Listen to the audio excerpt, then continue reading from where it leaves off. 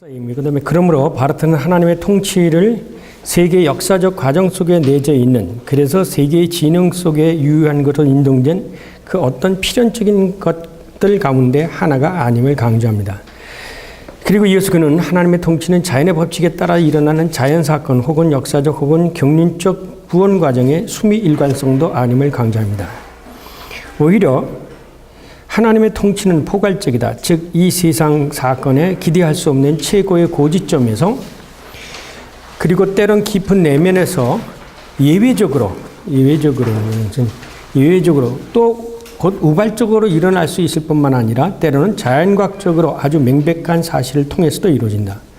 한마디로 말하면 바르트에게 있어서 하나님의 통치는 성령에 성실하게 상응하는 일종의 계시이기 때문에 자연의 법칙을 능가하는 것이라고 특징짓는다.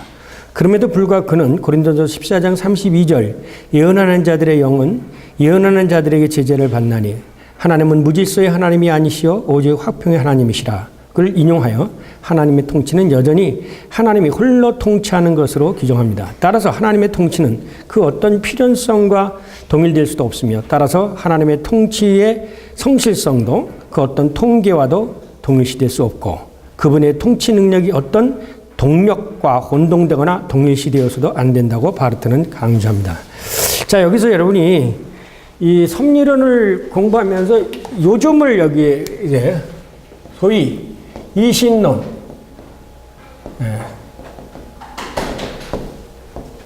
테이스무스 이신론 하고요. 그 다음에 운명, 그 다음에 세정, 예정, 그 다음에 자연법, 이런 거 하고, 섭리가 뭐가 다르냐, 이걸 구별할 줄 아셔야 돼요. 이걸 구별할 줄 모르면 섭리에 대한 깊은 이해가 아직 덜 된 거라고 생각하고, 정확하게 안 된 거라고 생각하시면 됩니다. 자, 이신론이라는 건 뭐예요? 크레아치오, 창조, 그 다음에 소위 세상 역사, 무관하게 되어진 거죠. 그죠? 하나님은 창조해놓고 뒤에 뒷점 지고 앉았다. 그러면 뭐예요? 그 다음부터는 뭐예요? 자연의 법칙이 모든 것을 이용한다. 그럼 자연의 법칙은 뭐예요? 인과 법칙이에요. 모든 것은 인과 법칙에 의해서 자연의 물량 질변의 법칙, 그 운동, 그 질량, 그 불변의 법칙, 그런 것들이 뭐 자연과 인과 법칙이죠, 다. 그 다음에 우리가 지금까지 얘기한 운명하고 예정. 요거 뭐가 달라요? 지금까지 우리 예정론 공부해 왔잖아요? 운명은 뭐예요? 여러분 생각하기에. 운명은 뭐예요? 직살. 그래서 요 개념들하고 섭리론하고 이렇게 개념이 구별이 되어야 섭리론을 정확하게 이해할 수가 있어요. 운명하고 예정은 뭐예요? 여러분, 예정하면 항상 어느 몇 월 며칠 몇 시에 뭐가 운명이 바뀔 수 있어요? 일반적으로 생각할 때. 이거는 모든 것이 필연성적인 노트밴디카이트 필연성. 모든 것은 필연성이냐? 여기서 이렇게 반대로 해석할 수도 있어요. 사람들마다 다르게 생각하는데 일반적으로 운명이에요. 운명이라는 게 있냐? 그래서 특히 우리가 예정론을 공부할 때도 운명과 예정을 정확하게 구분이 안 되고 해석이 되죠. 여러분이 목사님이 된 게 예정입니까? 운명입니까? 동양적인 법칙에 의하면 운명은 뭐예요? 하나의 법칙론적인 것이죠. 쉽게 제가 이렇게 설명을 했어요. 이 어린아이들 가끔 가다가 제가 그렇게 해놨는데요.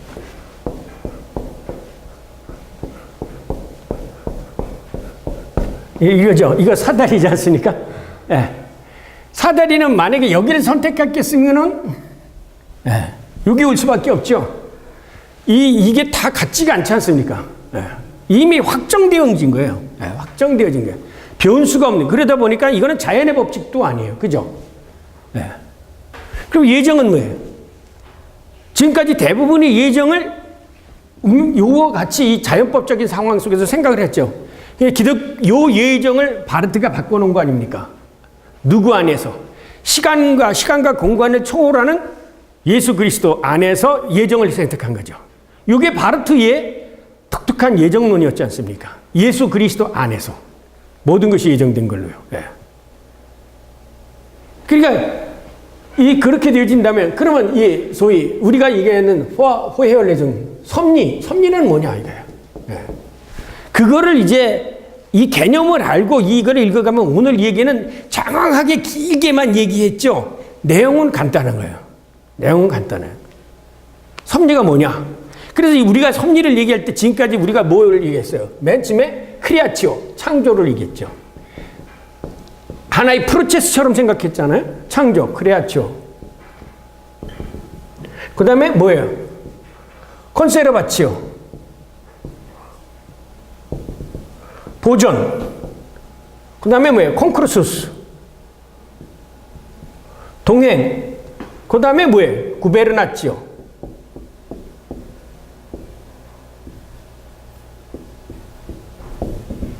요게 이제 통치.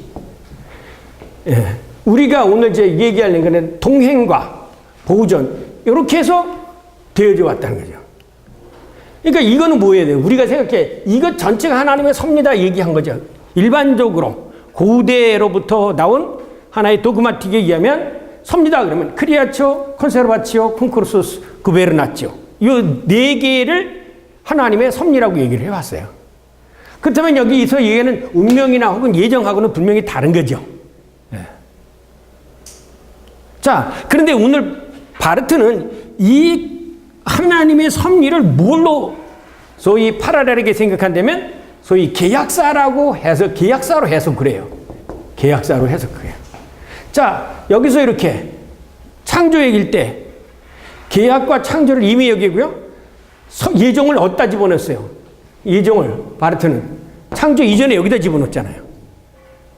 그러니까 이 창조 이전에 여기서부터 이미 계약이 나오게 되어지는 거예요. 그러니까 예정론에서 계약이 나오고 창조론에서 계약이 나오는 것처럼 이 섭리론도 전부 계약신학적으로 이해해 가는 게 이제 바르트의 섭리론이 가지고 있는 특징이에요.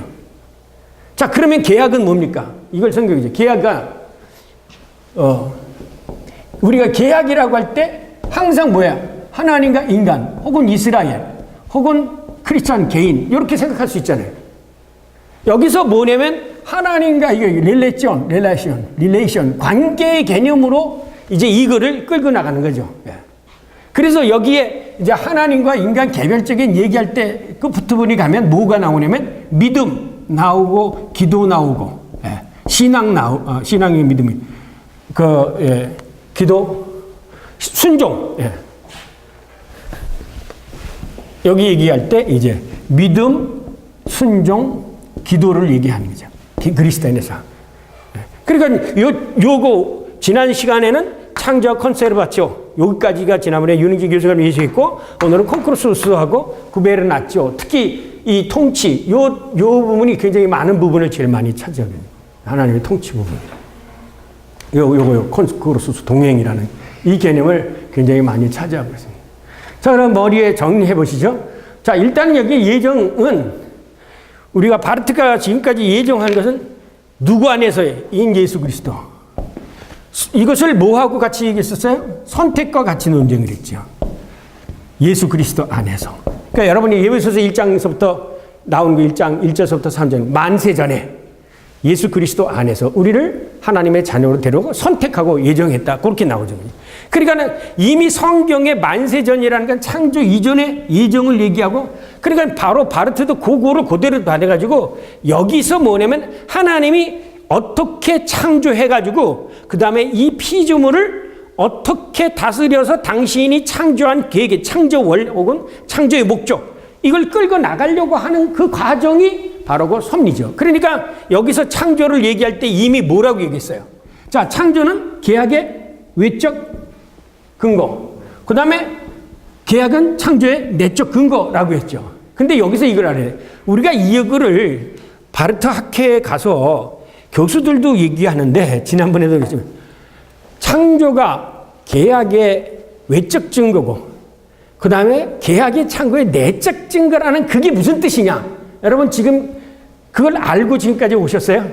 그 의미가 모르고 말은 들었는데 그 의미를 지금까지 교수님들이 이렇게 명쾌하게 설명을 안 했죠. 예. 기억하세요 이거? 예. 어떻게 누가 설명했는지? 예? 그래서 그걸 알면은 그러니까 이걸 알아야 돼. 창조가 계약의 내적 증거고 외적 증거고 그러니까 계약이라는 것이 있었기 때문에 창조가 생긴 거고요. 쉽게 얘기하면 창조가 되었을 때 그 창조의 섭리로 이끌어가는 하나의 창조의 원리 혹은 프린칩, 이 창조의 피조 세계를 이끌어가는 원리가 뭐가 되냐면 이게 계약이라는 거죠. 그러니까 이걸 전체로 계약신학적으로 보는데 이거를 계약신학적으로 보면서 이것을 분데스케 시시테라고 이제 본문에는 분데스케 시시테라고 써요. 이게 곧 뭐냐면 하이스게 시시테다. 이게 곧 구원사다. 그렇게 얘기를 해요. 그러니까 바르트에게서는 분데스케 시시테 이퀄 곧 하이스게 시시테다. 그러면 하이스라고 얘기할 때 구원이라고 얘기할 때 혹은 계약이라고 얘기할 때 이거 아까 당연히 누가 나올까요? 그렇죠. 예수 그리스도가 나오겠죠. 그러니까 이 모든 과정에 항상 누가 들어가냐면 예수 그리스도라는 이름이 그러니까 콘크루스도 그렇고 베르나치오도 그렇고 콘세르바치오도 그렇고 크레아치도 그렇고 다 예수 그리스도와 연관시켜서 얘기를 하게 되죠. 그러니까 예수 그리스도와 연관시키다 하면 뭐예요? 창세전에 말씀이 계시고 말씀이 이로 말미암아 모든 창물이 되었다. 이게 뭐냐? 이게 육신이 되어집니다. 요한복음에 있는 것처럼. 그래서 창조도 예수 그리스도와 연결이 되어지고 또 여기 예정 안에서도 예수 그리스도 안에서 예수 그리스도 안에서 그러면 여기서 이제 문제 생기는 게 있죠. 그러면 예수 그리스도 안에서 인간을 선택했다는데 그때 인간이 있었느냐 없었느냐 우리 안 목사님 전번에 집어넣는데 이때 뭐냐면 인간성의 예수 그리스도 안에서 인간성의 선제라는 것이 나올 수 있어요. 왜? 이미 창세 이전에 계약이 하나님의 내재적 삼위일체 안에서 계약이 완성됐다는 거죠. 이것이 일반적으로 구약성서에서 얘기하는 계약하고 바르트가 이야기하는 계약의 개념이 다른 거예요. 일반적으로 계약에서 얘기하는 거는 구약성경에서는 뭐예요? 창조 이후부터 계약을 생각하죠. 많이 소급해봤자 계약이라고 아담 계약이라고 해서 처음 얘기하는 게 창세기 1장 주면 너는 내가 명하는 여러 나무의 열매를 맺을 때 선악을 알게 하는 열매는 먹지 말라. 이것이 첫 번째 하나의 계약이라고 생각해서 이레니우스라고 하는 사람은 그것을 뭐냐면 아담 계약이라고 말을 했어요. 그러나 그거 이전번에 여기다 잡는 게 바로 그건 뭐냐면 이게 바르트가 창조 이전의 계약을 생각하는 게 바르트 신학의 계약 신학의 특징이고 그것이 일반 구약성서나 신약성경의 개념하고는 다른 거죠. 그러면 왜 그렇게 잡았느냐? 예수 그리스도하고 계약을 연결시켜 놓으니까. 그럼 왜 예수 그리스도하고 계약을 연결시켰냐?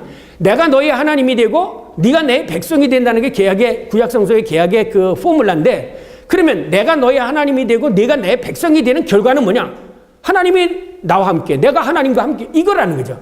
그러니까 예수 그리스도 임마누엘이라는 게 그래서 창세 이전에 이미 계약이 설정이 되어지니까 창세가 뭐냐면 그러면 이게 뭐냐? 왜 이렇게 되면 이게 수밀이란 거죠. 자, 알파 창세 이전에 계셨던 임마누엘이 마지막 오메가에 가서 역사 종말에 가서 뭐가 돼? 하나님의 나라 가서 우리가 함께하는 거죠. 임마누엘. 그러니까는 바르트가 생각한 것은 창세기 이전의 임마누엘 하는 이건 뭘로? 계획. 이것을 영원한 라투시로 영원한 계획으로 계약의 분데스빌레라고 해서 계약의 의지로 있었던 것이 역사를 통해서 그 계약이 실현되어 가서 마지막 종말에 가서 진짜 인간과 하나님이 함께하는 여기가 형성이 된다는 거예요. 이게 섭리예요. 이게 섭리라는 거죠. 그러니까 이 섭리론을 앞에 나오는 예정론 혹은 창조론과 다 얘기를 해보면 이 간단해요, 이거는요. 그러니까 이거를 이제 간단한 내용을 얘기하려고 하니까 이것은 아니고 저것은 아니고 그래가지고 굉장히 많은 썼는데 내용은 이거 간단히 이렇게 구성이 될 수가 있어요. 그러니까 여러분이 이 바르트의 책을 읽을 때 사실은요, 제가 학생들한테 늘 그 얘기했니 대가를 건드리라. 대가를 건드릴수록 간단하다. 왜? 대가는 수미릴갈에게 논리적이에요. 그러니까 칼빈이 법학을 한 사람은 더 체계적이죠.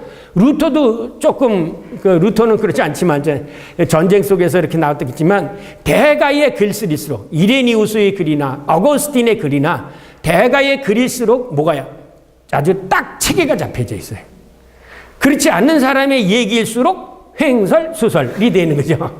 횡, 옆으로, 수설, 이리 갔다, 이렇게 갔다 하는 얘기가 횡설수설 아닙니까? 그러니까 바르트의 이 전집을 이렇게 쓸 때 자기가 그냥 이렇게 횡설수설했으면 이렇게 못 써요, 사실은요. 이걸 못 쓰고 체계적으로 머릿속에 그림을 그려놓고 있으니까 요 그림을 갖다가 막 얘기해놓고 요쪽 그림 얘기해놓고 그러니까 이게 방대한 게 그랬어요. 그래서 여러분이 논문을 쓰실 때도요, 이미 논문을 쓰실 때 여러분의 머릿속에 그 논문의 프레임이 나와 있어야 돼. 그래야 논문이 쫙 전개되는데 프레임이 없고 이거 베껴 쓰고 저렇게 베껴서 짜집기 논문 하면은 뭐가 되냐. 나 많이 가지도 못하면서 많이 분량도 적금하고 그 다음에 체계도 없어져 버리는 거죠. 그러니까 이거를 가지고 있어야 돼요. 그리고 나서 이제 여기 쓴 것을 이렇게 읽으시면 이게 그런 말에 왜 그렇게 되어지는구나 라는 것을 매번 여기도 그리게 하고 여기도 그리고 이게 다 그리스도하고 연결이 돼야죠. 그러면 제가 이것을 쉽게 이해하기 위해서 그러면 성경으로 이해하면 제일 쉬워요. 어떻게 생각이냐? 하이스큐 시대라고 했잖아요. 하이스큐 시대라면 여러분 구약에서 뭘 생각이 나요? 구약에서 뭘 생각이 나요? 이스라엘 역사 아니에요. 이스라엘 역사가 아브라함과 계약을 맺고 계약에 의해서 그 이스라엘 백성을 구름기둥과 불기둥으로 콩쿠르스하고 그죠? 동행하시고 마지막 어디로 가요? 가나안에 가서 뭐가 이루어져? 신정 통치가 이루어지죠. 그거예요. 그렇게 생각하면 쉽게 구약에 있는 그것 자체가 하나님의 섭니다 라고 생각하시면 돼요. 자, 왜냐하면 이스라엘 민족이 어느 때 형성이 되냐면 여러분이 잘 아는 이스라엘이라는 국가가 형성된 게 어디서 형성돼요? 출애굽해가지고 시내산에서 계약을 맺으면서 이스라엘이 형성이 되잖아. 하나의 그 이브레. 그러면 그들을 이끌어내왔을 때 그냥 이끌어냈어요? 모세를 통해서 내가 너의 조상 아브라함과 한 계약을 기억해서 너희들이 부르짖는 것을 들었기 때문에 너를 끌어냈다는 거예요. 그러니까 이것을 이스라엘 민족이 형성된 것을 크리아츠라고 생각하고 크리아츠를 만들어내겠다는 것이 뭐냐면 아브라함의 계약이고 그 다음에 출애굽한 이후 하나님께서 이 이스라엘 백성들을 보존해 가시며 전쟁에 보존하시고 가나안의 물기둥으로 불기둥으로 동행하시고 가서 뭐로 넘어가요? 믿음으로 요단강을 건너가서 하나님의 통치가 이루어지죠. 그리고 마지막 통치가 있는데 거기서 이제 이스라엘 역사는 끝이 나지만 어쨌든 그런 걸로 이렇게 유기적으로 평행하게 해석하면 이 섭리라는 개념이 나타나죠. 그런데 이 섭리 속에서 항상 등장하는 게 뭐냐면 아버지와 하나님과 이스라엘, 하나님과 교회, 하나님과 개인 이게 나타나요. 그래서 여기에 나타나는 교회의 역사가 나타나죠. 뒤에. 그 다음에 유대의 역사가 나타나고 그러고 그 다음에 성경의 역사, 그 다음에 개인의 역사 이렇게 네 개. 이 뒷부분에 나오면 네 개의 역사에 대해서 얘기하는 그 네 개의 역사가 뭐냐면 하나님과 온 인류, 하나님과 이스라엘, 하나님과 교회, 하나님과 그리스도인의 이 관계가 어떻게 되느냐라는 게 나중에 개별적인 섭리론에서 세분되어져 가지고 나오게 되어지는 거예요. 그렇게 되면 여러분이 이제 전에 제가 말씀드린 조직 신학이라는 게 뭐냐? 그 사람이 사상을 형성하고 있는 그 뼈대, 프레임을 찾아내는 거죠. 이 프레임을 못 찾아내고 그냥 뭐 누가 무슨 얘기했다, 무슨 얘기했다. 이거는 조직 신학이 아니에요. 그건 히세드 신학이다. 제가 얼마 전에 뭐 교수님인데 원로 교수님인데 그분도 조직 신학 하신 분이요. 저도 들어봤는데 여전히 뭐 판넨베르그는 무슨 얘기야 똑같은 주제를 가지고 판넨베르는 이렇게 얘기했고 그 다음에 멀트만은 이렇게 얘기했고 뭐 한스킹은 이렇게 얘기했고 우린 하라 학자 누구는 얘기했고 누구는 얘기했고 누구는 얘기했고 이걸 뭐라고 얘기하면 치타토 콜라주라고 얘기해요. 그게 뭐냐면 남의 거 인용만 쫙 늘어놓는 거. 그럼 자기 분석한 게 하나도 없어요. 그거는 논문이 아니에요. 이 사람이 이 소위 아우프바우 이 사상의 집을 지어가고 있는데 그 사상의 집을 어떻게 구성하고 있느냐 그 체계를 찾아냈는데 그 체계가 왜 그런 체계를 가지고 있겠느냐 요거를 찾아내는 게 조직신학이에요. 그래서 옛날부터 신학을 갖다 조직신학을 얘기했고 신학 중에 가장 어려운 게 사실 조직신학일 수밖에 없습니다. 왜? 안 보이잖아요. 말로는 그러는데 그 말로의 뒷면에 있는 것을 갖다가 소위 메타피지컬듯이 그 형이상학적인 구조를 찾아내려고 하니까 그렇게 쉬운 것이 아닌 거죠. 예. 일단 요거를 이제 질문을 하시고 요게 개념이 정리가 되면 요거를 다시 텍스트로 들어가면서 하나하나 설명하기로 했습니다. 이걸 정리를 하셔야 돼요, 여러분이. 이신론, 이건 쉽게 정리해줘. 자연법 쉽게 돼. 요게 잘 안 되는 거야. 요거가 잘 안 되니까 섭리하고도 요게 연결이 잘 안 돼요. 섭리하고도. 네. 그러면 제가 거꾸로 이해를 잘 하셨나 안 하셨나 알아보기 위해서 제가 질문을 하겠어요. 자, 하나님의 섭리에 의한다면 하나님의 섭리에 대면 인간의 책임성이 있겠어요, 없어요? 네? 인간의 책임성이 있을까요, 없을까요?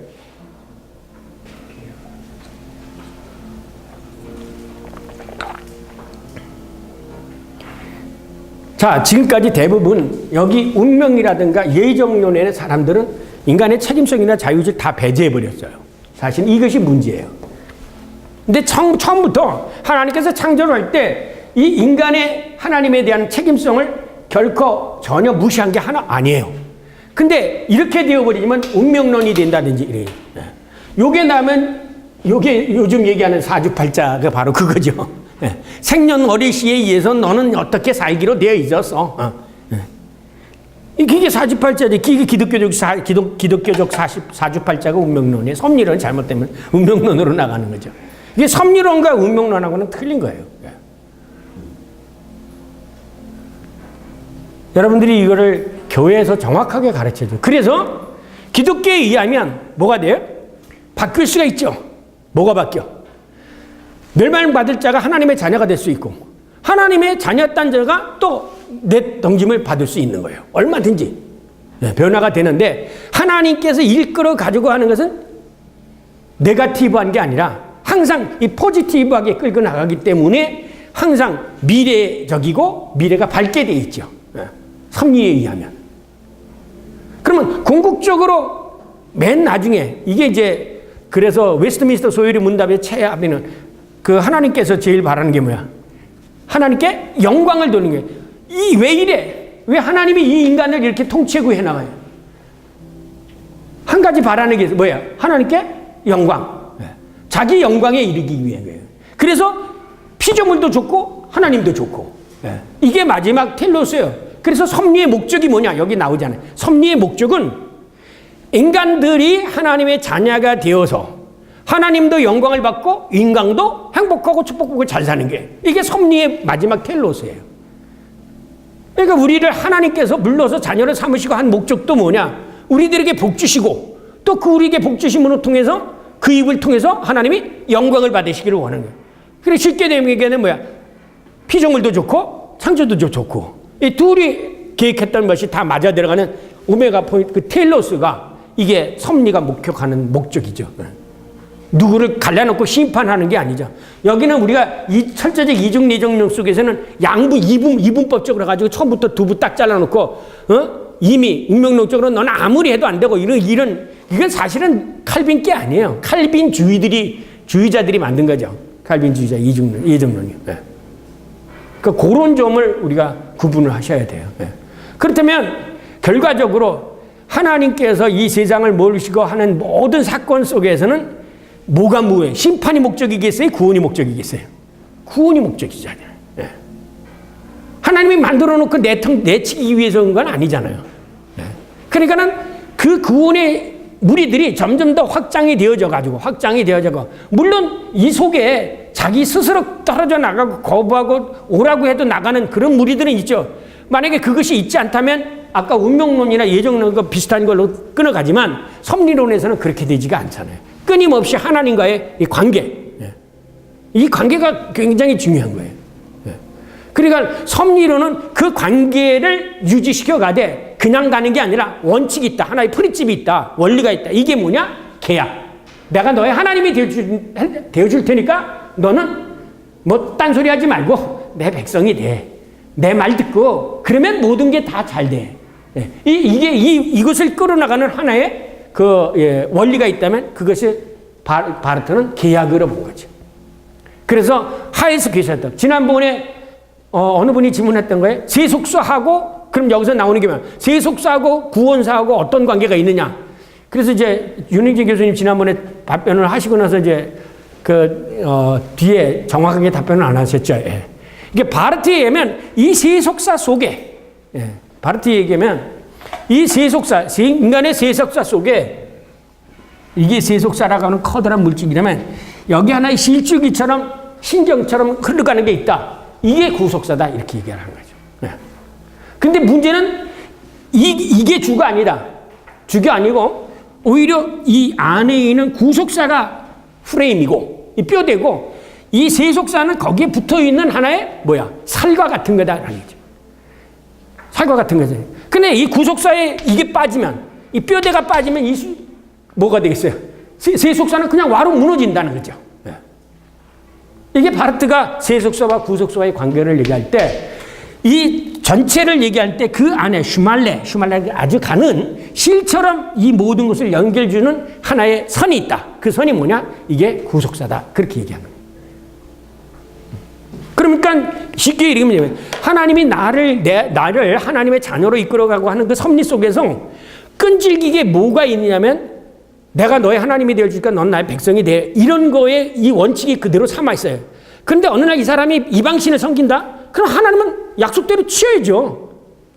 치리하셔야 되잖아요. 그래서 이 사람이 잘못하고 돌아오면 얼마나 하나님이 용서해 주겠다고 했으니까 또 용서해서 받아주고 항상 역사적으로 어떤 열들이 쭈펠리하게 우발적으로 많이 생겨도 그 우발적으로 생긴 모든 역사의 가장 메인 프레임, 그 가장 큰 줄기는 뭐냐? 어쨌든 내가 너의 하나님이 되어주고 너는 나의 백성이 되어다는 그 원칙은 항상 있다는 거죠. 쉽게 얘기하면 우리가 때리시고 오른만져 그런 것처럼 하나님이 약속을 했잖아요. 나 위에 다른 신을 섬기지 말라. 그러니까 다른 신을 섬긴 자에 대해서는 하나님이 징계를 하실 수밖에 없죠.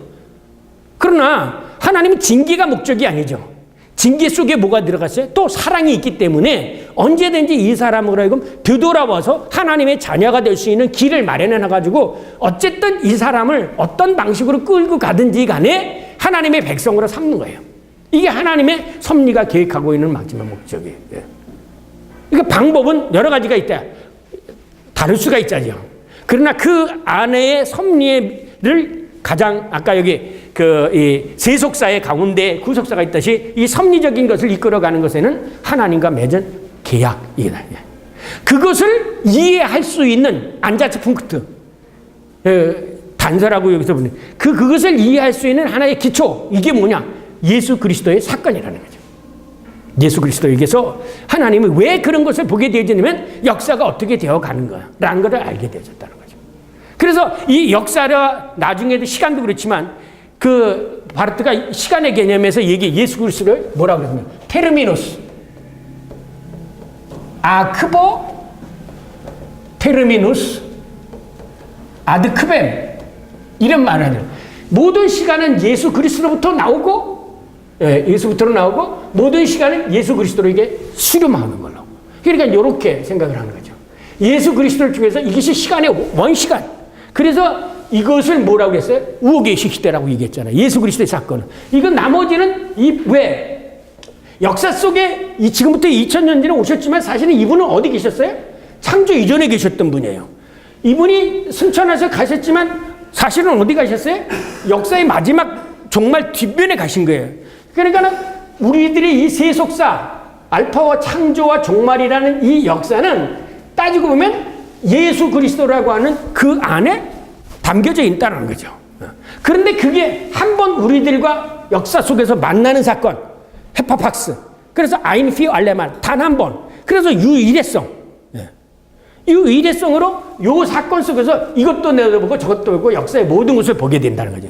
왜 그럼 예수 그리스도가 죽었느냐? 이 구속의 사건도 하나님의 구원의 역사 속에서 봐야 된다는 거예요. 섭리적인 역사 속에서. 왜? 인간을 구원하시고자 하고 하나님이 인간의 하나님이 되시고자 했던 것. 모든 피조물의 창조주가 되시고자 했던 것. 이게 창조주의 본래 처음부터 가졌던 말. 뭐 때문에 만들어낸 얘기죠. 아니 만들어놓고 지멋대로 돌아가게 할 것 같으면 하나님 못 들으면 이 모든 피조물의 창조자가 되고자 했던 그 창조자의 주권을 주장하기자 했던 것이 뭐냐면 창조라는 얘기예요. 이 창조의 주권을 끊임없이 콘세르바치 할 때도 콘크루스스 할 때나 구베르나치구나 계속 하나님이 그 주권을 주장하신다는 거죠. 이 주권을 뒤바꿔 놓으려고 했던 게 뭐냐? 이것이 바로 타락의 역과다. 그래서 나중에 이제 순종이 오늘 나오겠지만 순종은 뭐냐? 하나님의 역사에 참여하는 거예요. 이게 인간의 의지가 아니라 하나님이 계획하시고 나에 대한 계획에 하나님이 나를 어떻게 해서 이렇게 개인적으로 할 때는 나에 대한 계획에 하나님 그럼 나 그렇게 해주셔라고 하나님께 vertrauen sich auf den Plan 예수 그리스도 안에 있는 하나님의 구원의 섭리에 내가 맡기는 거예요. 지금까지 이것을 능동적으로 생각하면 뭐 내가 결단을 내고 의지 절대 아니라는 거죠. 그러니까 그런 의미에서 신앙을 얘기할 때도 이 섭리 하나님의 영원한 섭리 안에 나를 내어 맡기고 그게 그리스도에게 참여하는 거예요.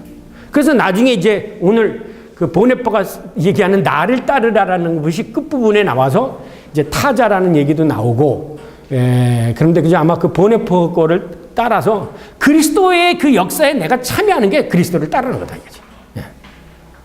이 개념이 여러분이 이렇게 와닿지 않으면 그 신학해제라는 책이 있어요. 신학해제라고 오트가 쓴 신학해제에 보면 이제 마귀론 무슨 그 기독론 뭐 하게 되면 거기에 각자의 그 이론들이 나와요.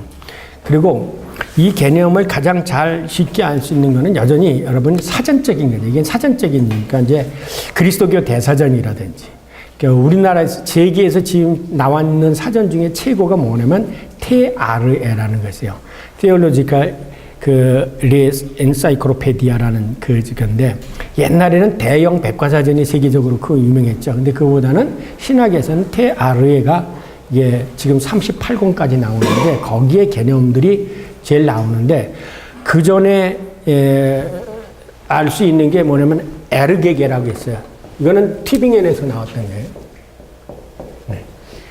그러니까 렐리기온스 게겐바르트 시대라는 그건데 이건 튜빙겐에서는 그러니까 이 세계적으로 나온 그 잡지 아니죠 사전 거기에 보면은 이 개념들이 정확하게 기술되어 있어요. 그렇지 않고 그 다음에 이제 필로소피세 베르토북이라는 저기 철학 사전 그 히스토리세 필로소피세 베르토북이라는 게 최근에 나온 건데 한 6권짜리 있는데 이 책은 철학 사전에 대한 모든 거예요. 그러니까 여러분이 이제 공부를 하는 데 있어서 특히 이제 박사과정에 계신 분들은 도서관에 가면 일반 책 있잖아요.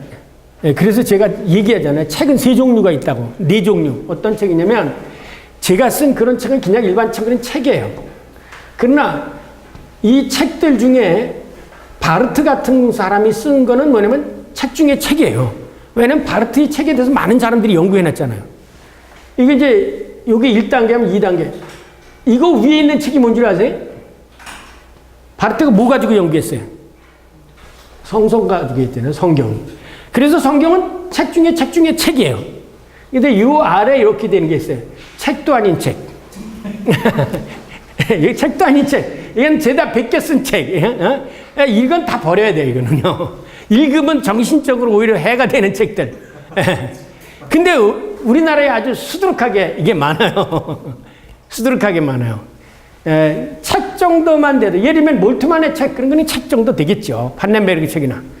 그래, 제 같은 책은 여기에 속하게 될지 아니면 여기에 될지, 요거는 제가 판단할 수 없겠지만, 어쨌든, 그리고 바르트 책이라든지, 예를 들면, 줌마 테올로기아, 그 다음에 칼빈의 책이라든지, 루터 책이라든지, 이런 책들이 책 중에 책이에요. 근데 여러분이 연구하는 건 대개 책 중에 책을 연구해요. 그래서 여러분이 나오는 거는 책이 되죠. 책 중에 책을 연구를 했으니까. 근데 이 사람들은 뭘 그냐면 책 중에 책에 근거해서 연구를 한 거예요. 그래서 제가 이제 강조하는 거는 책 중에 책을 통하지 말고 여기서 직접 읽으라. 이걸 통하지 말고 직접 읽으라. 그러면 책 중에 책을 쓸 수가 있다라는 거죠. 그러면 이제 이 사람들이 여러분이 이제 소위 대가라고 하는 사람에 속하는 사람이 되어지는 거예요. 보세요. 다. 어거스틴도 그렇고, 바르트도 그렇고, 그 다음에 루터도 그렇고, 전부, 이레니우스도 그렇고, 전부 성경을 판 사람들이에요. 성경을 깊이 판 사람. 그러니까 여러분들은 이 신학자보다 여러분이 목회자 신학자가 더 유리한 거는 매일 성경을 보잖아요. 그러니까 여러분은 이거를 직접 행할 수가 있어요. 근데 의외로 대학 교수 성경 안 읽어요. 성경 안 읽어요. 그러니까는 늘 항상 아까 얘기한 것처럼 누가 무슨 얘기했다 이 얘기밖에 못하는 거예요. 자기께 드러나오지 못해요. 그래서 제가 늘 우리 나간사님 귀에 떡이 되도록 들었겠지만 성경을 봐서 지금까지 다른 사람들이 발견하지 못한 걸 발견해라. 그래야 당신도 대가가 될 수 있다. 그래서 대가 준비하느냐고 아직 논문도 안 쓰고 있고 그러는데 그 대가가 되려면 성경에서 찾아내는 거예요. 그래서 여러분 아시지만 바르트도 자펜필에 가서 농촌 목회하면서 성경을 읽어가지고 나온 게 뭐예요? 로마서 강의 아니에요? 그 앞에 로마서 강의를 안 쓴 사람이 누가 있어요? 루터도 썼죠. 칼빈도 썼죠. 안 쓴 사람이 없어요. 다. 그런데 왜 바르트의 로마서 강의가 그전 거보다 유명하냐? 남들이 발견하지 못했던 방법을 가지고 로마서를 본거에 되어진 거예요. 그거예요. 제가 매달 월요일마다 하는 성경 인지 구조는 제가 성경에서 제 나름대로 직접 발견한 걸 갖다가 이제 풀어놓는 거예요. 이건 완전히 제 신학이에요. 왜냐면 저도 이제 학교에서 어려움을 당해가지고 십몇 년 동안 옥살이하고 할까 방해하고 이 보따리 장사하면서 제가 성경으로 다시 돌아가가지고 성경만 읽었거든요. 그러니까 옛날에 읽었던 신학책 때 이제는 이 시잡다는 거예요. 말장난 같고 오히려 성경 읽는 데서 힘이 생기고 오늘도 이거 읽으면서 성경 한 구절 몇 구절 딱 갖다 놓으면 쉽게 이해될 거를 이렇게 쫙 풀어놓고 있다고요. 그러니까 여러분이 성경을 읽어야 대가가 될 수 있다. 그래서 저는 비블리스 시스테마티스 테올로기 성서적 조직신학을 권장하고 있는 거예요.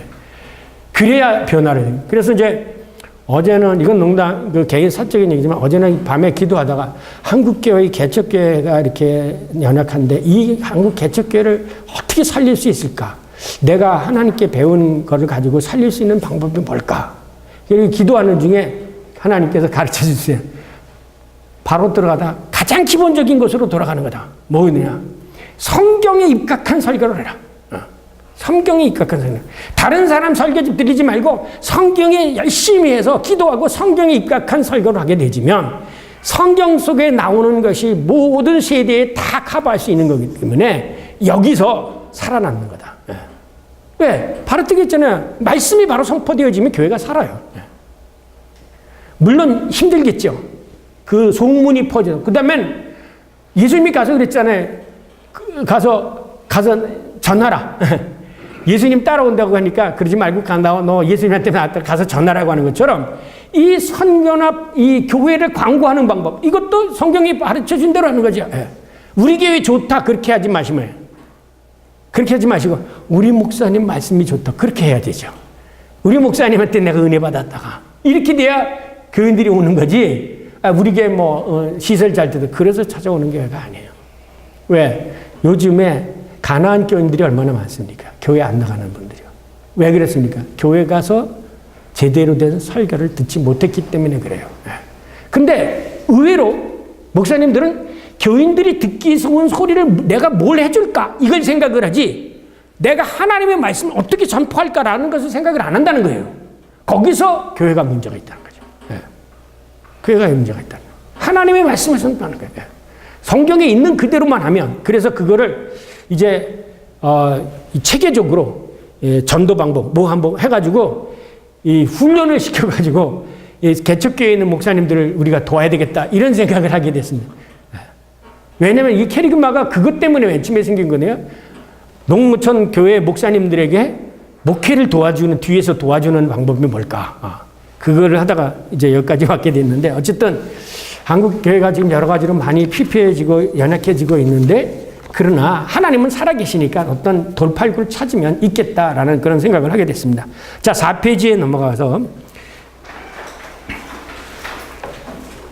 그냥 쭉 그럼에도 불구하고 여전히 다음과 같은 질문이 남는데 하나님의 자비와 궁익이 풍성하신 통치가 맹목적 혹은 자연적 혹은 임의적인 것이 아니라 구체적인 의미, 목적, 의도 그리고 계획이 있다면 그러니까 무조건 하나님. 도대체 그게 뭐냐?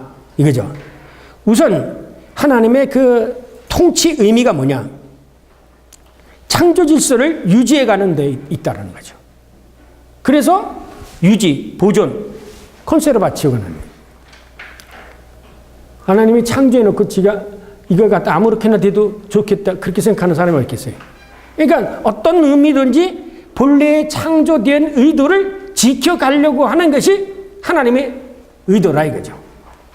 그렇기 때문에 섭리 속에는 하나님이 당신이 창조하신 것을 잘해서 본래의 창조의 목적대로 제대로 되어지기를 바라는 것이 하나님이 이 세상을 통치해 가고 한다는 의미가 담겨져 있다.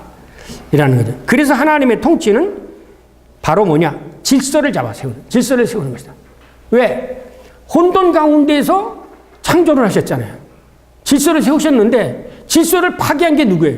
인간이잖아요. 그러니까 이 질서를 다시 세우는 거. 이게 하나님의 섭리에 가지고 있는 목적이 의미가 될 수 있죠. 그래서 하나님의 피조물의 사건들을 통치하실 때 그 사건을 질서를 세움으로 통치하신다. 하나님의 통치는 자신으로부터 분리된 모든 현실의 시간적 역사 안에 대한 그리고 그 역사와 더불어 행사하시는 하나님의 행동이다.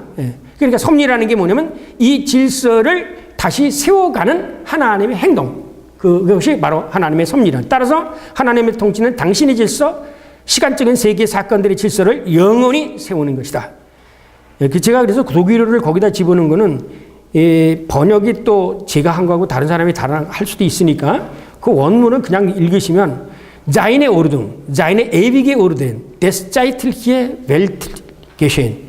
시간적 세상사의 질서, 그 영원한 질서를 세우는 것이다. 그런데 이런 질서를 세우는데 피조세계에서 일어나는 게 뭐냐면 하나님께서 그냥 하는 게 아니라 이 세상을 지배하고 관리하게 된다는 거죠. 그러나 이 말은 모든 피조물의 행동을 너는 하지 마. 내가 다 알아서 할게. 이거는 아니라는 거죠.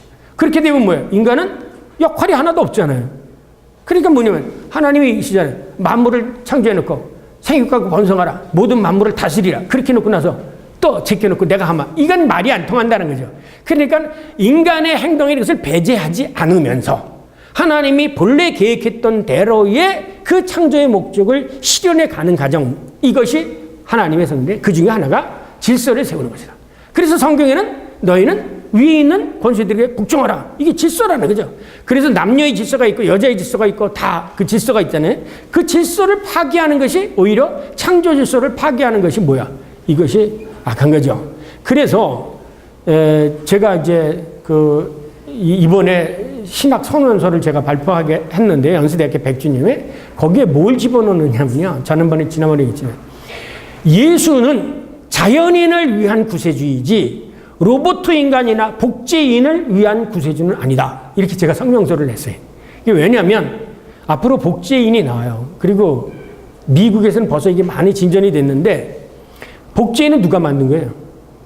사람이 만든 거예요. 근데 문제는 이제 앞으로 이 복제 인간이 득세를 하게 되죠. 로봇 인간 600만 불의 사나이처럼 그렇게 되어지면 이 자연인은 이제 거기 속에서 압박을 받게 되는 피지배기급이 되어지는 거죠. 미래 21세기, 22세기에 냈을 때의 구원론은 자연인을 위한 하나님의 구세주 개념.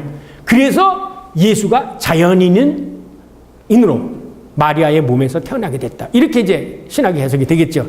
이제 그렇게 얘기한 것처럼 여기에 인간의 모든 걸 배제하는 것이 아니다. 그 아래 바르트는 이런 점에서 능동적으로 하면 피조물의 행동은 하나님의 의지에 지배되는 행동이라는 것이다. 이런 점에서 바르트에 있어서 하나님의 통치는 피조물의 통치를 통제하고 한정짓고 제한하기 위한 것이 아니라 오히려 일면 앞서가시면서 동행하시는 것.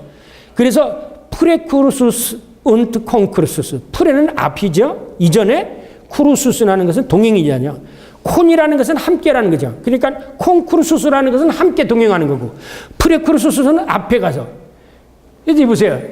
이스라엘 민족을 하나님이 이끄실 때 뒤에서 이끌으셨어요? 앞에서 이끌으셨어요?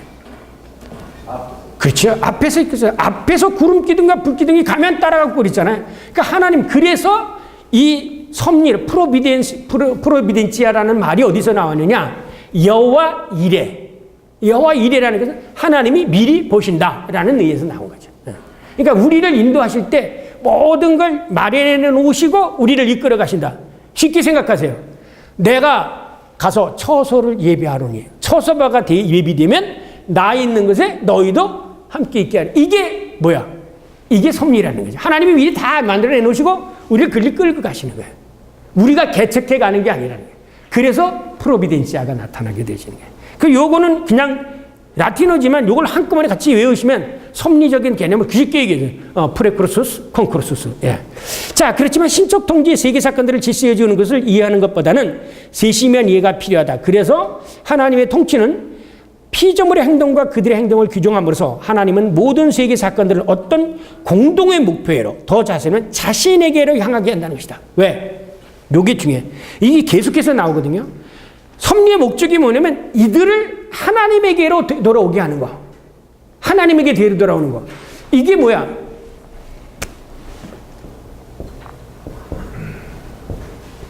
옴케르. 이걸 딱 돌아가는 거.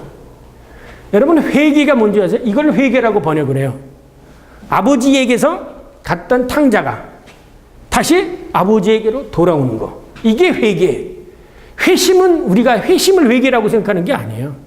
하나님은 인간이 타락해서 이 세상을 나갔기 때문에 이 인간을 어떻게든 다시금 하나님 품으로 되돌아오게 하는 것이 섭리가 목적하는 거죠. 왜냐? 성경에 보면 인간이 하나님을 찾나요? 안 찾아요. 의인은 없나니 하나님도 하나도 없고 하나님을 찾는 자도 없고 부르는 자도 없다 그랬잖아요. 하나님은 인간이 안 찾아요. 자기에 맞는 하나님을 만들지언정. 이건 뭐예요? 우상이죠. 자기가 좋아하는 하나님, 자기에게 복 줄 수 있는 하나님을 자기가 만들지언정 창조주 하나님에게로 돌아가지를 않아요. 그래서 이 섭리 속에는 이 인간으로부터 또 하나님으로서 떠나나온 날, 타락이라는 게 뭡니까? 하나님에게서 떨어져 나왔다는 거잖아요. 이 떨어져 나온 인간을 다시금 하나님에게로 되돌리는 것이 하나님의 통치의 섭리의 의미와 목적이라는 거죠. 그러니까 뭐냐면 그렇기 때문에 예수님이 와서 제일 먼저 선포한 게 뭐예요? 회개하라. 이 회개하라는 것은 하나님에게로 돌아오라. 이사야가 뭐야? 돌아오라. 어서 돌아오라. 곤욕의 때가 다 끝나. 다 돌아오라. 다시금. 그런 여기서 성경은요 그 시대적인 상황에 따라서 언어가 다르게 쓰여졌지만 그 의미는 커러스폰딩한 의미가 많아요. 그래서 이것을 역사적으로 표현도 하고 소위 우리가 학교에서 배운 것처럼 빌트슈프라케 그림으로도 표현을 하고 비유로도 표현을 하고 혹은 여러 가지 방법으로 표현하되 근본적인 사상은 서로 통하게 되어지는 게 뭐였느냐? 인간은 어쨌든 떨어져 나온 거야. 타락, 떨어져 나왔다. 떨어져 나간 인간을 다시금 이렇게 하나님께서 돌려서 되돌아와 아버지에게로 돌아오도록 만드는 거. 이것이 섭리라는 거죠. 그러니까 내가 이걸 보면서 바르트가 성경을 참 많이 읽었구나라는 거예요. 왜냐하면 제가 오늘 이 성경 공부하다가 어느 한 분을 놓고 제가 성경 공부하다가 늦었어요. 왜냐하면 성경을 많이 읽잖아요. 여러분 성경을 많이 읽으면 성경이 성경을 해석해줘요.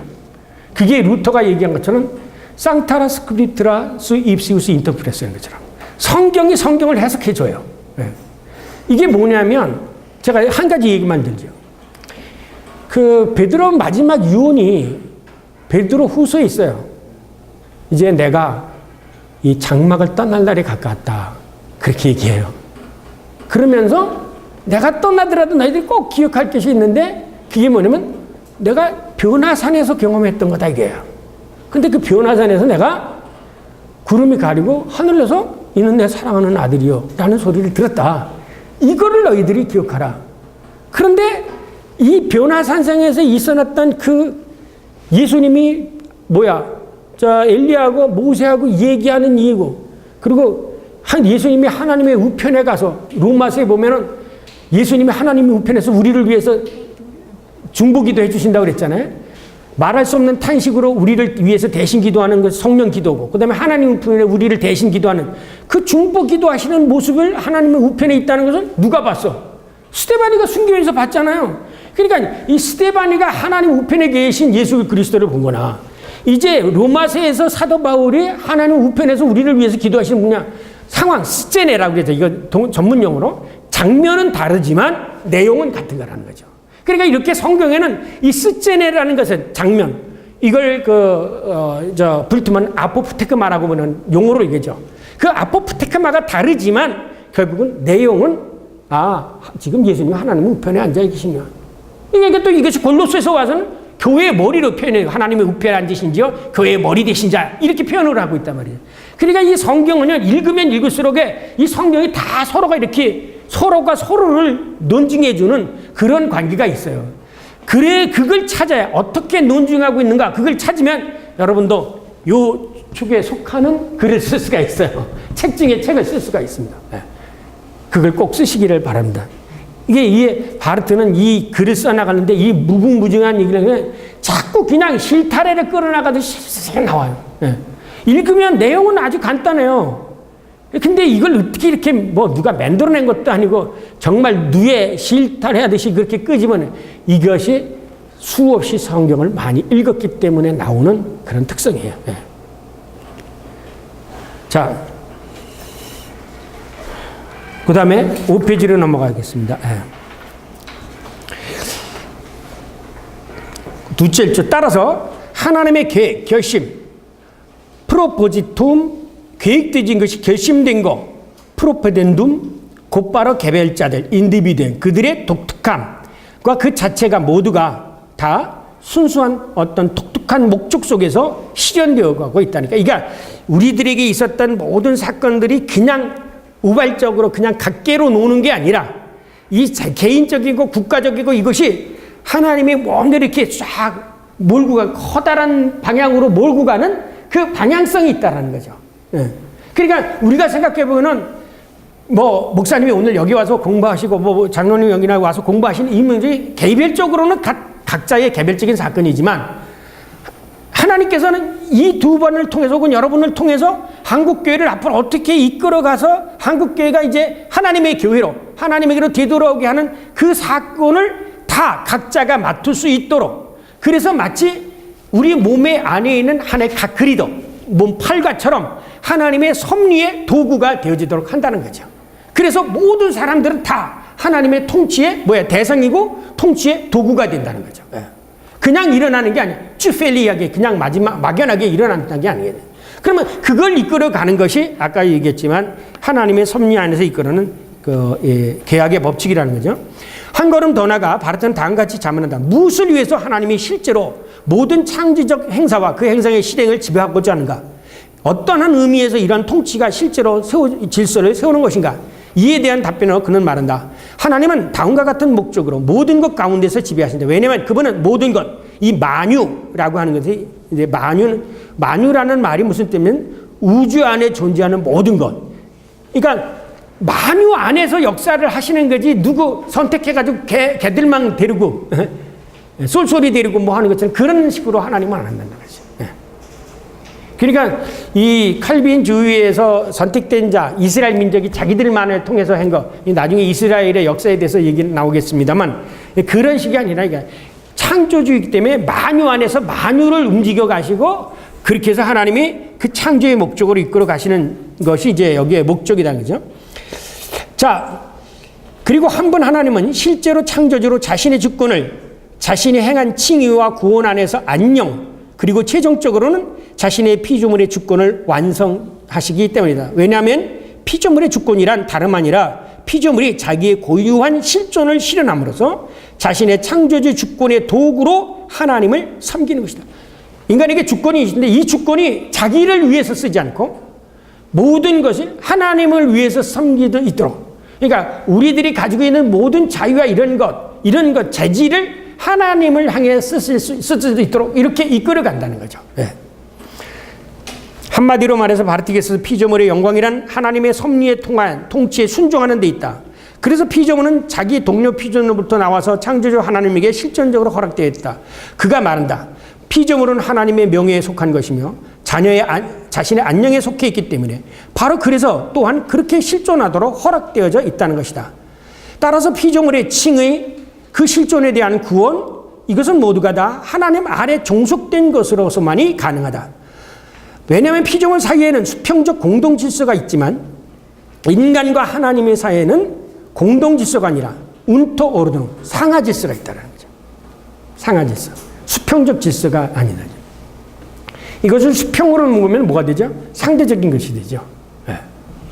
그러니까 예를 들면 기독교나 불교나 다 똑같다 이렇게 똑게 놓으면 이게 종교다원주의야, 종교 상대주의야, 문화 상대주의가 다거든요. 그러나 캐톨릭에서는 어떻게 해요? 모든 종교들이 있는데 가장 큰 종교가 기독교다 이렇게 해석하죠. 기독교가 가장 고등 종교라고 그렇게 생각하죠. 그런데 개혁신학은 그렇게 생각하지 않잖아요. 오직 이것만, 오직 기도만이고 나머지는 다 우상. 딱 잘라놓고 얘기하죠. 그래서 세상적인 것과 하나님 것과의 무한한 질적 차이를 얘기하는 거죠. 그리고 하나님께 없으면 인간 것도 없고. 왜? 창조주 없이 어떻게 피조물이 존재하느냐. 창조주의 뜻이 있기 때문에 피조물의 주권도 있는 거고, 창조의 주권이 있기 때문에 피조물의 주권은 그 창조의 주권에 종속되어져 있는 거다 이거죠. 그래서 쉽게 생각하면 이렇게 해요. 내가 계획은 할지라도 그 계획을 이루어주시는 분은 하나님이다 이거야. 내가 주권을 가지고 계획하고 모든 걸 해나갈 수 있어요. 그러나 그것을 궁극적으로 이루어주시는 분은 내가 아니라 하나님이라는 거죠. 그러니까 모든 게 하나님의 주권 안에, 그래서 만유 안에 계신 하나님으로, 이것이 바로 곧 바르트가 얘기하는 하나님 통치의 특성입니다. 여기서 바르트는 다시입니다. 그렇다면 하나님이 왕으로서 그리고 아버지로서 모든 피조물의 세계를 통치함으로써 일어나고 있는 것, 그것이 과연 무엇인가? 이 질문이에요. 자, 여러분, 이 성경에 보면 이스라엘은 왕이 아니에요. 지금까지도 이스라엘 왕이에요. 세상 사람들이 다 왕을 하지만 구약에 나타나는 한스발트 볼푼가 구약신학자가 그 사람이 얘기한 게 뭐냐면 소위 야훼 퀘니그툼이라는 게 있어요. 지금도 이스라엘의 히브리 사람들은 여호와가 왕이지 세상의 통치자가 왕이 아니에요. 이것은 뭐냐면 만다터, 하나의 레프리젠탄트, 대리자예요. 아젠더. 이 하나님을 대신해서 이걸 하는 것이지 자기가 왕이 아니에요. 그렇기 때문에 왜 예수 그리스도에게서 이스라엘의 왕, 나사렛 예수라 십자가에 매어 죄패를 왜 붙였느냐? 진짜 왕이다 이분이. 옛날에 야훼로 계시던 그 왕, 그분이 바로 이분이다 라는 의미가 되어져요. 이렇게 해석을 하는 거죠. 생각해 보세요. 네가 왕이냐? 그런데 보세요. 예수님이 태어날 때 동방박사들이 와서 뭐라고 했어요? 유대인의 왕이 내어놨다 그랬잖아요. 나시니가 어디 있냐는 거예요. 그러니까 이거는 그 당시 헬라시나 이런 사람은 세상적인 왕이 된 건데, 본래 이 세상의 왕은 누구냐? 하나님이 왕이라는 거예요. 사실 세상의 왕들은 그건 다 지네들이 왕이 되고자 하는 거죠. 하나님보다 더 높아져 올라가니까 천왕이 되려고 하는 게 일본 왕 아닙니까? 그거예요. 그래서 우리가 성경을 읽을 때 구약 성경에 가장 많이 나누는 게 야훼 케니구툼이야. 야훼 왕권. 야훼가 왕권을 가지신 분이에요. 인간은 왕권을 가진 분이에요. 그래서 여기 속에서는 그 이스라엘의 왕이 누구였느냐? 다윗이냐? 아니는. 솔로몬이 아니다. 이스라엘의 왕은 영원하신 야훼 하나님이다.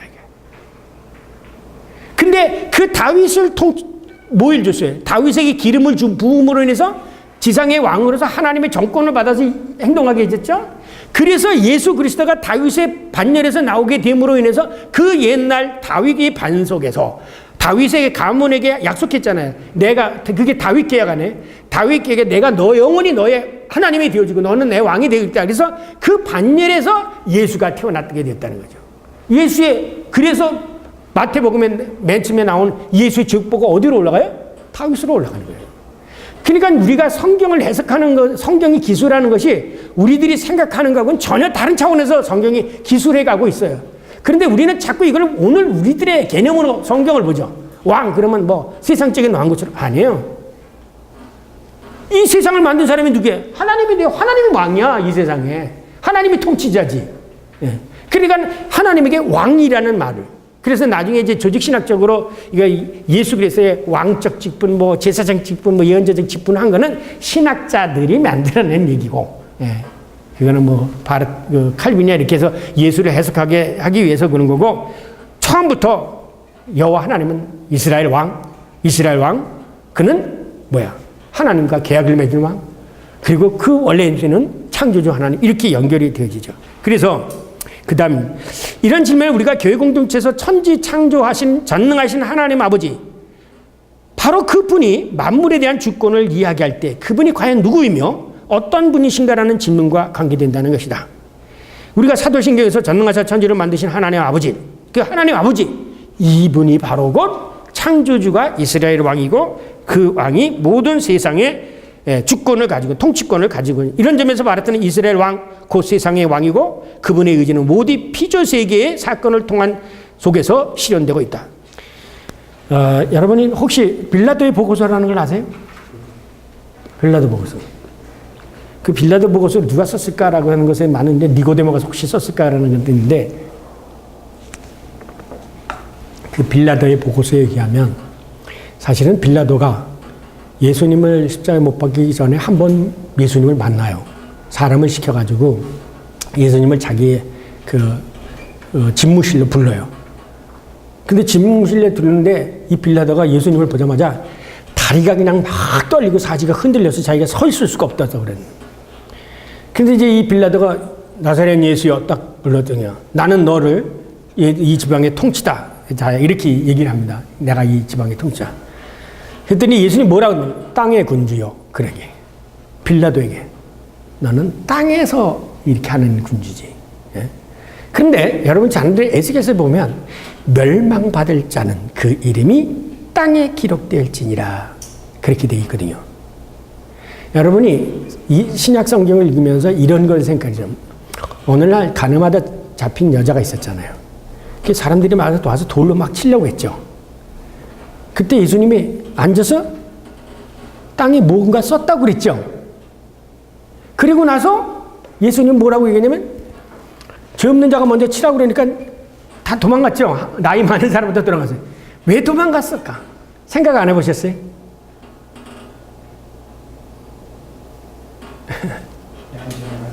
네? 그건 이제 사람들의 양심의 가치.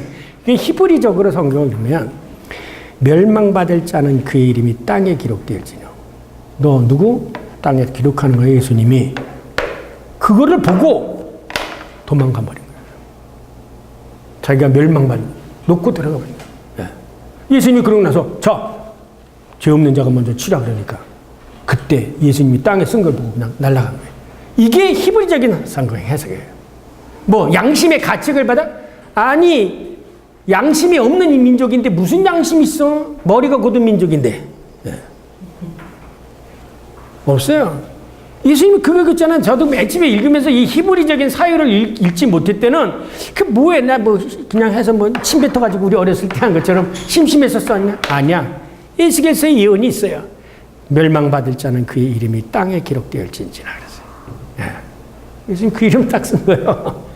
유대인의 관습 속에서 보니까 도망가게 되지. 그만큼 땅의 군주와 만유의 군주하고는 다른 차원을 갖는다는 거죠. 자, 넘어가겠습니다. 6페이지에 보시면 이게 양이 많아가지고요. 자, 중간에 까만 글씨를 보세요. 그러면 이 예수 그리스도와 그 다음에 그 세 만유의 통치자 여호와 하나님을 바르트가 어떻게 연결시키는가? 이게 예수의 이름, 예수의 소위 에고 에미, 나는 뭐뭐다 라는 양식과 이히빈, 그 양식과 구약 성경에서 이히빈, 나는 스스로 있는 자다. I am who I am. 그잖아요. 그거를 같이 연결시키다. 왜 예수가 에고 에미라는 말을 사용했겠느냐 이거예요. 종교사적인 면에서는 어디서 에고 에미를 얘기한 사람 하나도 없어요. 에고 에미는 누가 유독 얘기만 해요? 예수님이 하신 거예요. 나는 뭐다? 나는 길이요 진리요 생명이다. 나는 포도나무다. 에고 에미. 그런데 구약에 당신은 누구십니까? 하고 여호와 하나님께 물었죠. 모세가. 그때 예수님 뭐예요? 하나님이 나는 나다. I am 이라고 됐죠. I am who I am. 나는 스스로 있는 자다. 그래서 이 기독론적으로 구약에 있는 이스라엘의 왕하고 그 다음에 예수 그리스도 그러니까 쉽게 생각하면 요거는 요 얘기만 알면 그대로 알 수 있는 거예요. 그러니까 바르트가 뭐 이렇게 무작정 쓴 게 아니라 다 이게 성경을 읽고 성서 신학자들이 발견하지 못한 그냥 성경을 읽어야만 알 수 있는 그런 것들로 연결을 시켜서 이거야. 자 보세요. 신약에서 에고에미 이게 뭐야? 아이엠이라잖아요. 그냥 아이엠이에요. 그 다음에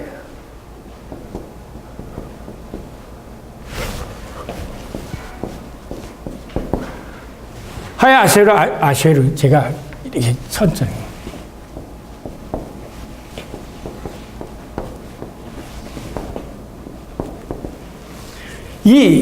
이만 나는 스스로 있는 자 I am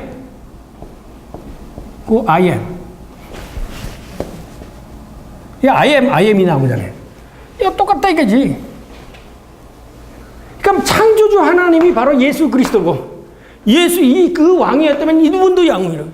그러니까 이분 왕에서도 뭐야? 예. 이렇게 돼. 나사렛 예수 리그놈 이스라엘 왕 죄패에 딱 붙였잖아요. 십자가 밑에. 그러니까 이게 우연이 아니라는 거죠. 바르트가 보기에는 성경에. 그러니까 구약에 있는 그 하나님 창조주 하나님이 예수 그리스도로 나타났기 때문에 예수 그리스도 안에서 하나님이 생각했던 그 섭리가 나타났다 이거야. 계시되었다. 그 계시의 목적이 뭐냐? 예수 그리스도 통해서 만물을 하고 그렇기 때문에 아까 얘기했잖아. 하이스계 시대 구원사의 역사로 합리적으로 되어져 간다는 거죠. 네. 요거 이렇게 연결시키면 금방 끝나잖아요. 금방 끝나요. 그래서 성경은 짧고 알아듣기 얘기했는데 신학은 길고 알아듣지 못하게 쓰는 게 이게 신학이라고 저는 생각이 됩니다. 그래서 이 대가들의 책을 읽으면 이거의 어떤 착상이 다 어디서 나오냐면 성경에서 나왔기 때문에 이분들을 읽으면서 이것을 이렇게 가만히 이제 성경을 많이 읽으면 자연히 특히 바르트 책이나 루터 책이나 칼빈 책이 쉬워요. 왜냐하면 이분들의 책은 성경의 기초에서 이렇게 기술해 나가기 때문에 그렇고 최근에 와서 있는 사람들은 뭐 철학적 이름을 가지고 뭐 믹게르니 뭐니 가지고 지도 알지 못하는 얘기를 갖다가 집어넣고 그냥 게 어렵기만 하고 아무런 의미도 없고 들어도 은혜가 안 되는 그런 책들이 많이 있는 거예요. 예. 그래서 이것을 단 한 번 그럼 이 사건이 뭐냐? 유일적인 사건이다 그래요. 마찬가지로 맨 나중에 이거 끝이겠어요. 맨 나중에 뭐냐면 우리 인생에 대해서 우리 인간의 그리스도인의 삶의 한계라는 얘기할 때 인간도 태어날 때가 있으면 죽을 때가 있다 이거야. 이걸 뭐냐면 아인말리카이트 유일성이라 이거야. 그러나 이것이 하나님의 섭리에 들어서 믿음과 신앙으로 이 하나님의 섭리 안에 이렇게 붙어 참여하지 않게 되었지만 그냥 아인말리카이트로 끝나는 거라. 그러나 이 하나님의 영원한 섭리 안에 들어가게 되지면 하나님이 계획했던 바의 끝에 가게 되어지는데 이게 바로 영원한 구원에 이르는 거고 하나님의 자녀가 되고 약속된 하나님 나라의 자녀가 되는 거죠. 그때 가서 최초의 인간들에게 주어졌던 그 상속 그렇잖아요. 로마서에 나왔잖아요. 우리들은 하나님의 상속자니 하나의 기업을 물을 자라고 하잖아요. 그 기업을 물을 자라서 우리들의 최초의 창조에 갔던 그 주권을 우리 되찾게 된다는 거예요. 그래서 하나님께서 맨 처음에 주셨던 거를 다 회복하는 거. 그래서 요거를 한마디로 성경의 모든 역사를 한마디로 얘기하는 게 뭐냐? 이게 레카피탈리자전, 회복이다. 라고 이것을 처음 읽어낸 사람이 누구냐? 이게 이레니우스라는 사람이에요. 그래서 교부 이레니우스죠. 그 역사 속에서 가장 초창기에 큰 거봉을 하나 이루었던 사람이 바로 이레니우스인데 이 이레니우스의 그 학론이 소위 구속의 레카피탈리자전, 회복소리라는 말을 가지게 되어집니다. 그러니까 이 섭리는 창조를 완전히 회복해 나가는 거예요. 이게 바르트가 있는데 집에 가서 이제 읽어보시고 안 되면 다음에 이제 와서 저한테 질문을 하시면 제가 답변을 해드리겠습니다. 양은 이게 모두가 한 50페이지가량이 되고 굉장히 많이 있는데 저도 많이 힘들었습니다. 굉장히 많은 양인데, 이게 한 얘기를 또 하고, 또 앞에서 한 얘기 뒤에 가서 또 얘기를 하고, 막 그렇게 해서 읽는데 어려운데, 아까 얘기한 그 개념이 정리가 되시고, 오늘 제가 말씀드린 다 잃어버리셔도 이것만 기억해 주셔도, 성경을 보는데 벌써 폭이 달라지는 거예요. 폭이 달라져요. 예수 그리스도를 이해하는데 폭이 달라져요. 그러니까 이렇게 생각하셔야 돼요. 예수님은 성령으로 하나님으로서 이 땅에 오신 분이기 때문에 창세전서부터 종말까지를 다 한꺼번에 생각하고 말씀을 하는데, 우리는 그 당시 제자들은 고시대적인 상황 속에서 이렇게 바늘구멍만한 것으로서 예수를 본 거예요. 그러니까 우리는 창세기서부터 창세기서부터 요한계시록까지 다 읽으면 예수님이 하신 말씀이 창세기부터 요한계시록까지의 이것을 모두 다 포괄하면서 포괄적으로 예수를 이야기를 하는 건데, 우리는 그 포괄적으로 말씀하시는 것을 읽어내지 못하고 있다는 거죠. 왜? 자꾸 요것이 문제가 뭐냐면 튜빙겐 학파 때문에 그런 거예요. 튜빙겐 학파. 왜냐하면 튜빙겐 학파에서 여러분 키텔사전이라는 거 만들었죠.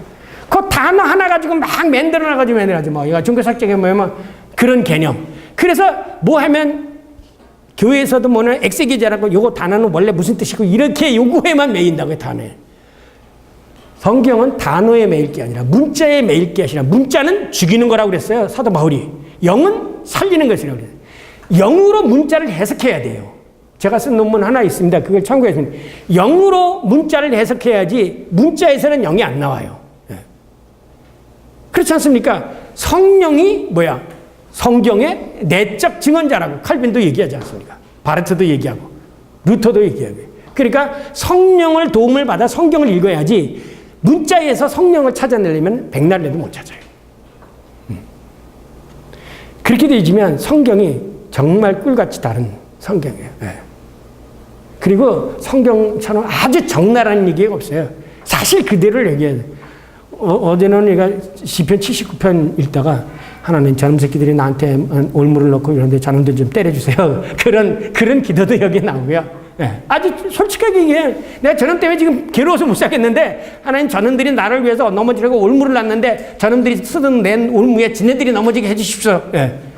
저놈들이 우리들 갖다가 사가지고 새의 밥이 만들고 하는데 저놈 자식들이 새에게 밥이 되게 해주십시오. 이런 식으로 시편 기자가 아주 적나라하게 기도를 해요.